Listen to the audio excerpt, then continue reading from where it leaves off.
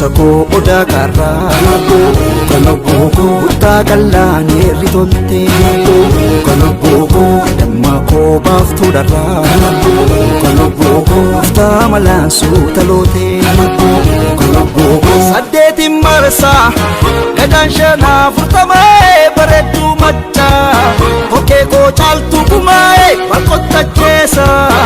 abbaan kee dhaabbata faachaa kophaan odeessa bulaan nayyuu maracha yaa seeni siyaade lammi koo siyaade lammi koo siyaade yaa seenulee siyaade lammi koo siyaadaan bulee lammi koo siyaadaan bulee maroolee magaala kalloo nyaarri gaaddisaa tollee bichoo yaada nala ya nosi nakachisa shole sumanada madana kolfu nakubate chabe yaltu dabe nanna nobsuka harka kenne chisembe kurafe marame arka wonnatu jajjabdu nama gametti durba wain kosi aduduba silenda gaddu dumbusheki yakatale tufena rabu wada ke milke samale ya seni siyaade lammi koo siyaade lammi koo siyaade ya senule siyaade lammi koo siyaadaan bulee lammi koo siyaadaan bulee maroolee kaafidoo yaane laalonjoo irraa irreeffannaa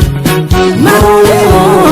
nangoonu geessa maqni nachoo ta'ee keenya dhannaa maroolee kas kumkummeef gelloon sii silphaa iyyuus kiiloleessee maroolee sinas gungumtee inaaftuun dhibbaa tokkee koyaleensee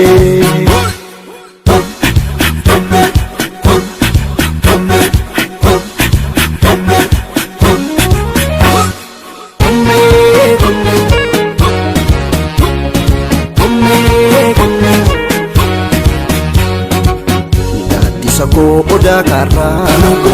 kan obbookoo kutaa qal'aanee ritolte kan obbookoo damma koo baaftuu dharraa kan obbookoo kutaa malaansuu taloote kan obbookoo saddeetiin marsaa gadaan shanaa furtamee bareedduu machaa kokkee koo caaltuu kumaa'ee balqotta keessa abbaan kee dhaabbata faachaa kophaan odeessa bulaan nayyuu maracha yaa seeni siyaade lammi koo siyaade lammi koo siyaade yaa